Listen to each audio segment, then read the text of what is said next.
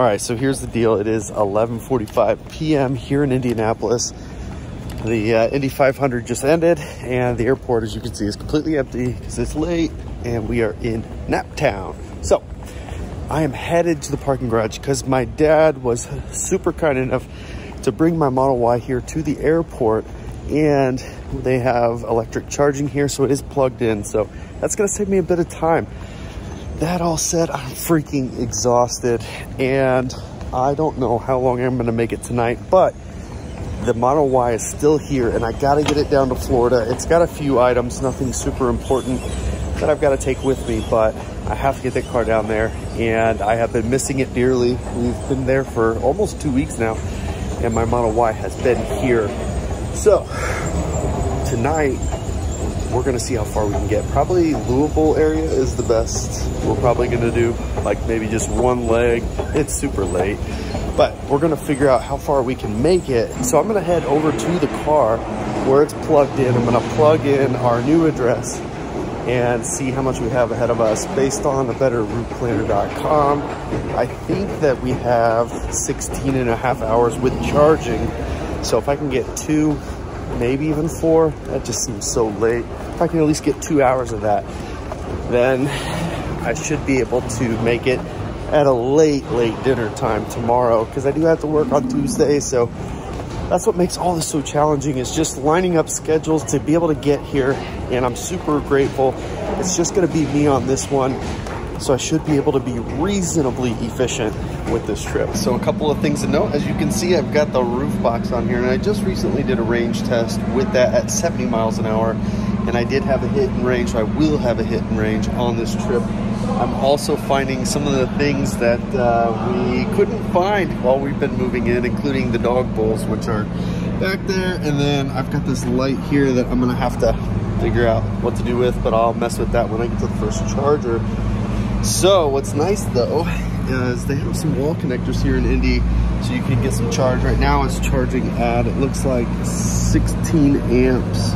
So not super fast, but it looks like I'm splitting maybe with somebody. So let's get in there and take a look at what we've got ahead of us. All right, so as this is starting to map out the trip here, our first stop, of course, is Louisville, as always. And it is that new one on the south side. That's a Meyer parking lot, a pretty good spot, less off the main path here than the other superchargers there. So that one, I'm not gonna be there till a little after 2 a.m. It's definitely a full 2-hour drive from here, 135 miles. Got quite a trip ahead of us. If I was to leave right now at midnight, it would be 4:41 in the evening when I got there. So that looks like 16 hours and 40 minutes, if I'm doing the math right. 16 hours and 40 minutes to make this full trip with charging. Now that is not going to be the case because the roof box up here. So what we're gonna have to do is just hit the road and see what kind of efficiency we're going to get. We're at 74% right now, and if I drive slow enough, maybe I'll make it to Louisville. We're just gonna have to wait and see. So I am gonna go ahead and get unplugged and head to Louisville. I literally booked this plane ticket at like 6:45, and it was departing at 9:15. So I took a quick shower, packed a bag, and I headed to the airport. Made it in time, had about 15 minutes before we started boarding. So I am not as prepared as I normally am for a trip like this, but I am ready to hit the road, and we'll see what happens. I don't think I have enough stamina to make it much farther than Louisville. Hopefully I can get a rush of energy and make it to Louisville with no issues. Just depends on what the consumption looks like with this roof box. So let's go ahead and get unplugged, head to Louisville. Should be there about 10 after 2 in the morning, 135 miles to go.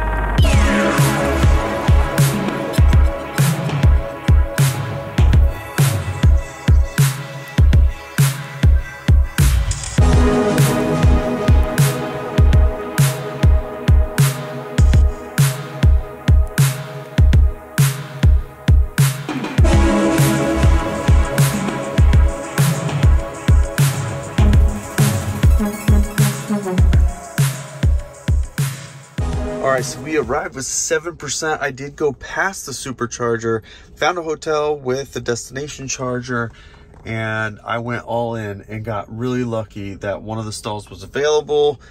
And because we're at 7%, so I would have had to backtrack, but I was okay because it is 2:30 in the morning. I am super tired. I was doing really well till about that last half hour. So for the rest of the trip, what we have in front of us is quite a journey. A number of stops along the way, as you can see, and we are going to go through Nashville. I do not like this route. You already know that by now. So anyways, I'm going to plug this thing in. The last leg there, or I guess that first leg, was 138 miles, 47 kilowatt hours, 342 watt hour per mile.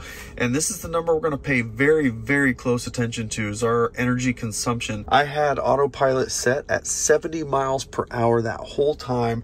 So that got us 342, which is on the high end of what I normally get at 80 miles an hour. So that should give you an idea. So I'm hoping that tomorrow I'll get a better feel for how we're doing with consumption, and hopefully we don't have any weather issues and we can make it without any major problems at all. Maybe I can speed up just a little bit. That would be very nice.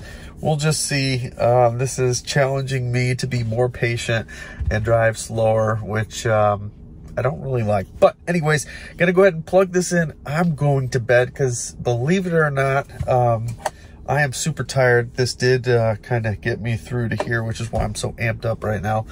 But I'm gonna lay down and probably fall asleep in a couple minutes. So I'm gonna pick this back up first thing in the morning, and we will head towards Nashville. So I had a great night's sleep. I did sleep a little bit later than I had wanted to, but felt good to get some rest.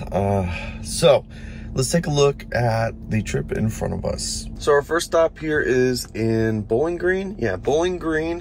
And then we'll hit Manchester. So we will go through Nashville, which is the way I want to go, and then all the way through. Now, it originally wanted us to stop like right here. So I went ahead and selected Bowling Green as a destination for a waypoint on this trip, which forced it to bypass the Elizabethtown supercharger and then hit Bowling Green. So that way I can arrive at a much lower state of charge than what the original stop was. So with all of this, it expects we'll get home at about 11 o'clock at night. So pretty late. So I have quite a bit of a drive in front of me, like you saw already. I only made it one leg last night till about 2:30 in the morning. So I'm gonna go ahead and get unplugged. I got up to 68% last night, and it is charging at a full 40 amps, which is great, but only 200 volts. So that's why it's slightly slower, but not anything to complain about because I did get skip a charger. So gonna go ahead and unplug at 68%. Should arrive at 17%, 100 miles to go, an hour and a half. Be there about 10 o'clock.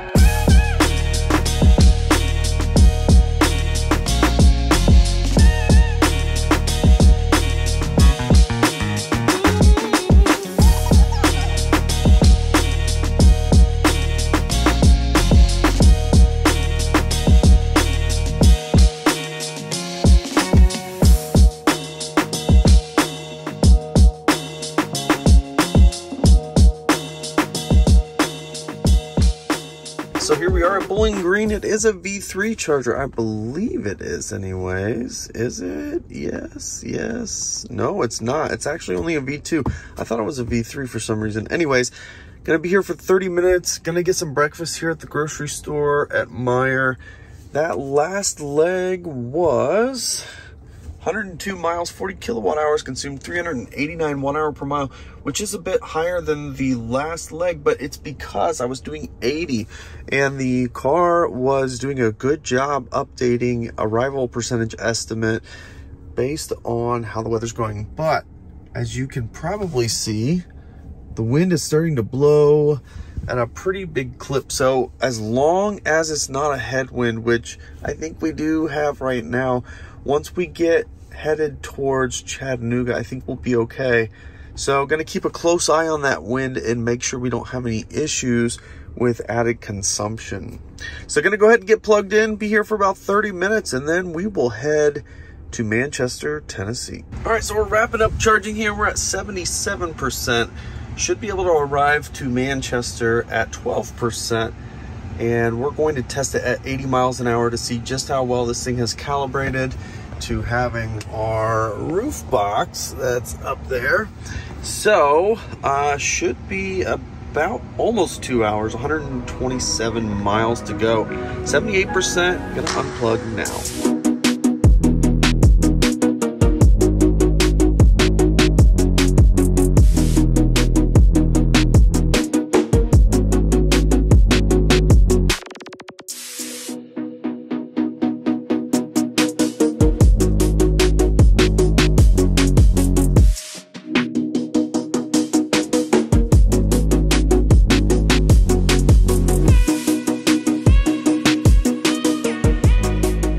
All right, so we made it here 10%, a little bit ahead of schedule, made really good time, 12:16. We're supposed to be here for 30 minutes, but there is an issue because this charger is full, and it's a V2. So, dude just walked right into my mirror, no care in the world. Okay, so gonna go ahead and get plugged in for 30 plus minutes. That last leg was 128 miles, 377 1 hour per mile. Again, sticking at 80 miles an hour. So we're still under 400, which is not too terrible. So gonna get plugged in and grab something to eat. There's a ton of options here that you can walk to. So, especially fast food, which is not great, but there is even a gas station over there if you just want to grab a drink. Yeah. Let's get this thing rolling. All right, so we're wrapping up charging. We did lose some time sharing, so we lost about 14, 15 minutes, whatever. It's gonna be very hard to make that up with this roof rack. So I am going to go ahead and unplug. This next leg is 122 miles, about an hour and 45 minutes, which will get us just north of Atlanta. So this stretch right here is a little bit hilly. We are in the mountains once we get down here by Chattanooga. So gonna go ahead and get unplugged. 78%, should arrive at 12%.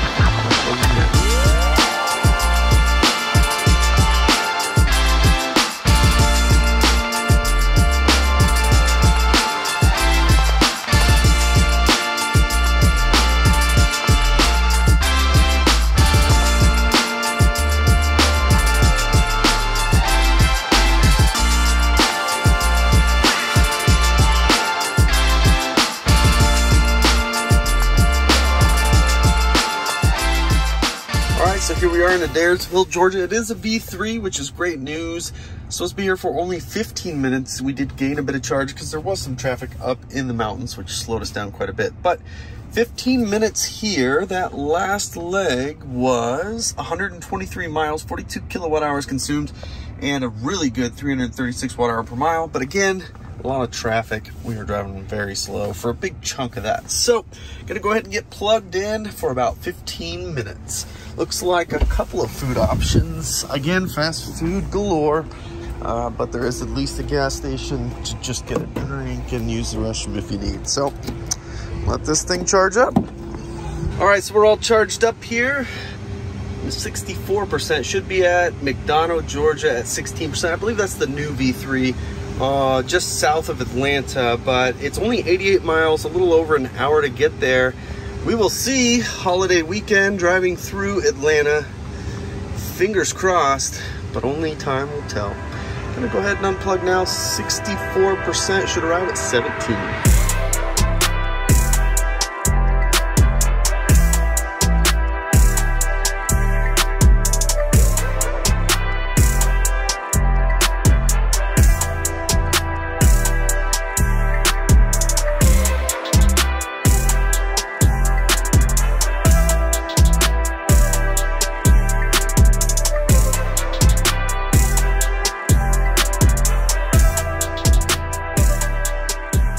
All right, here at McDonough, Georgia, and thankfully it cleared out, but it is a V3, so as long as there's a stall, you will get full charging.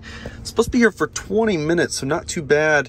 We did get better efficiency on that route than we should have because of traffic. So 89 miles, 31 kilowatt hours consumed, 347 watt hour per mile. So I'm gonna go ahead and get plugged in for the next leg, which is just under 2 hours, so not too bad. They're starting to build some additional places here. So right now there's not a lot of food spots right here, but if you walk across the street behind that JCPenney's, there's a few more options. So gonna get plugged in and get rolling. It is 4:20 p.m. All right, so we are finishing up charging at 67%. Supposed to arrive Cordell, Georgia, second to last stop in Georgia at 11%. 113 miles, just over an hour and a half. It looks like it did update and change our charging stops here. So gonna go ahead and unplug, and we are still making some pretty good time. 11:15 is still the time, so we're off by about 10 minutes since we set off this morning. Gonna unplug now.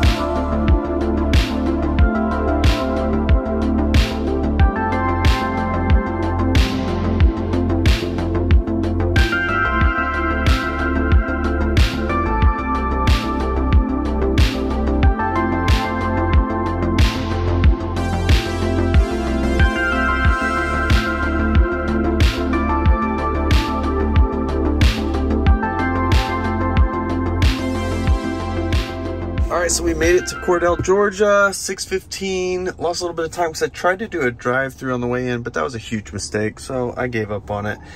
Supposed to be here for 25 minutes, then to Jasper, Florida, so I moved things around a little bit. This should get us pretty close, and depending on how things go after Ocala or after Jasper, I might be able to drive a little bit more efficient and make it all the way home. So we'll see.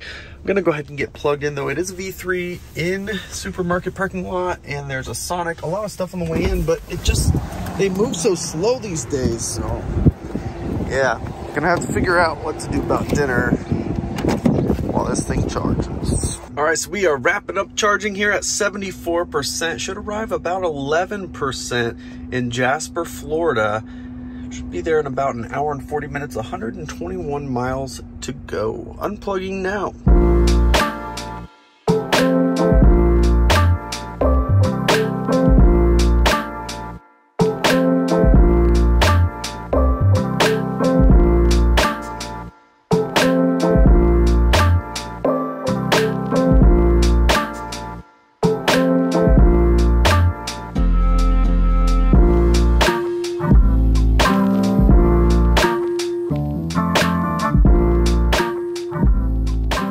So we arrived here in Jasper, brand new V3 charger. It's in a gravel lot with a concrete pad, or an asphalt pad, sorry, where some semis stay for the night, I guess. So it's supposed to be here for 25 minutes. It is V3, so I'm gonna go ahead and get plugged in. Before that, our last leg, 122 miles, 396 watt hour per mile, 48 kilowatt hours consumed. It was super, super windy in that last storm, and we lost some time because it was so windy, and the storm is headed right here. So I'm gonna get this plugged in. There is a convenience store, and it looks like a Wendy's attached. Again, fast food everywhere. So we're gonna let this thing charge up a bit. We actually don't have that far to go to get home. One thing you can do is you can remove all charging stops, and it'll tell you how far you have to go. Drive east. So 2.5 hours if we didn't stop. It's only 167 miles, I guess. So I may look more into that by charging here a lot fuller than it has us planned to do, but we will just have to see. Otherwise, I am going to have to top off somewhere along the way. It suggests Ocala, which is not a bad spot. There is also this one, which is on the turnpike. That one would be better than Ocala, I think, because that one's like in the middle of the highway. You don't really have to get off on an exit. So I'm gonna add that one for now and see how long we would need to charge. Only 20 minutes here. And let's see what that would do to our arrival time.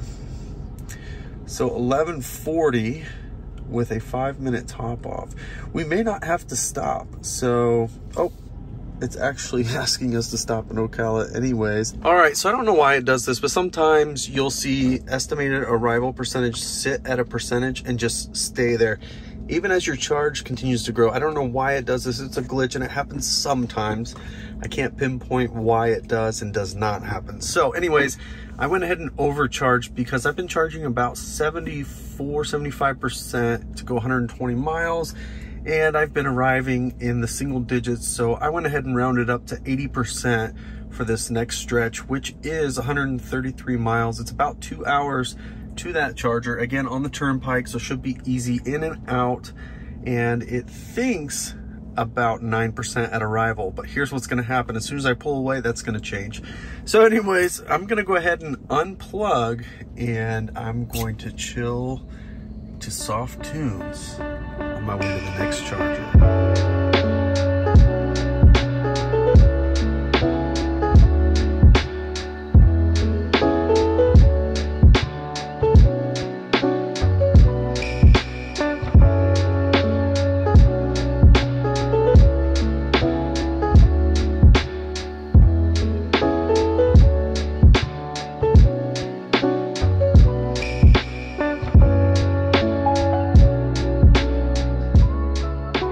So here we are, I'm going to top off. We're at 10%.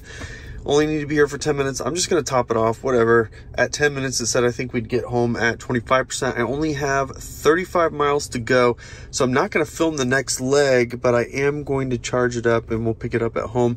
That last leg was 134 miles, 49 kilowatt hours consumed, 369 watt-hour per mile. We did have to drive a little bit slower. There was a ton of rain, pretty bad storm on the way to here, but it is nice and clear now.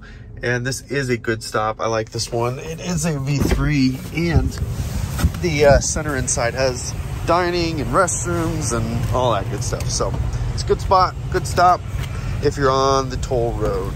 All right, so we're all charged up. 54%, should arrive about 37%. Again, only 35 miles to go, about 40 minutes. So I'll be home at 11:40.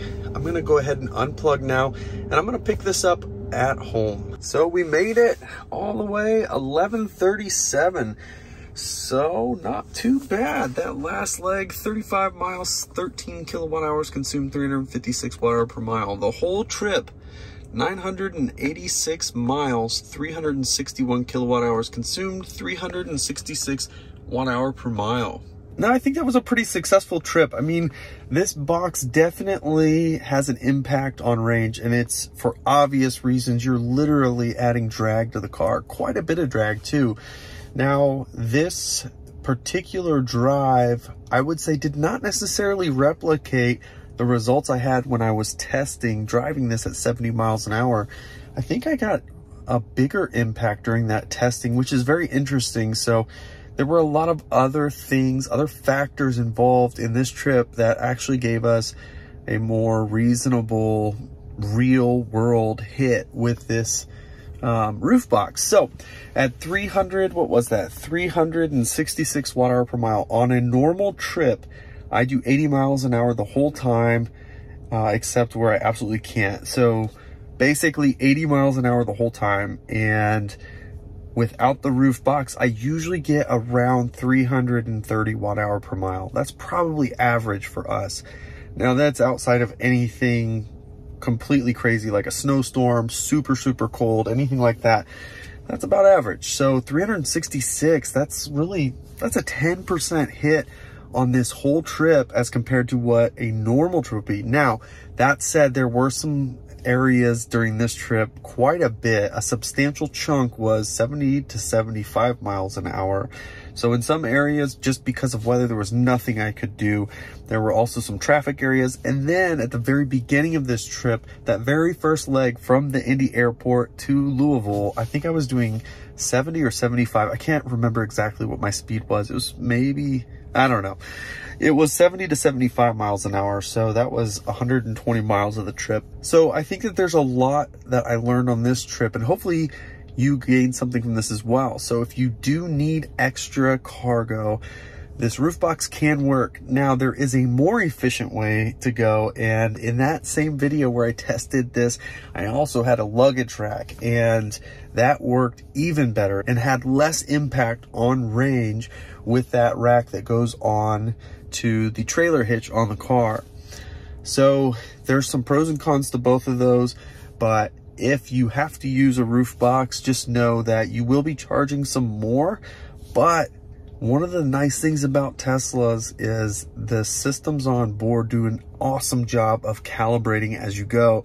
So obviously after that first stretch, then the second stretch, it got very, very accurate on predicting what my arrival percentage would be, plus how long I needed to charge based on what kind of consumption I was getting. So I know that there was a recent software update as well that made it even more accurate by accounting for things like wind and weather, which is really awesome. So these cars continue to do a great job of predicting trips, which is why you can just jump in a Tesla and go regardless of what your stated charge is. It can get you where you need to go, direct you to the right chargers. Now, I will say this. I have noticed lately, over the last several months, that the navigation is kind of finicky, and I've had to basically override it a few times. Now, historically, I've never had to do that, but it seems like it's having some issues with one of the more recent software updates, and I'm sure that'll be fixed over time, of course. So I am absolutely wiped, but I am glad to finally have this car down here. It sat back in Indiana for a couple of weeks, almost 2 weeks, while we got everything situated and moved down here. So anyways, I hope that you enjoyed this video. If you did, of course, give it the thumbs up. If you haven't already, of course, subscribe to the channel as we continue to post content regularly. You can follow us on Twitter and Instagram @BeardedTesla. Thanks so much for joining us, and we'll catch you next time.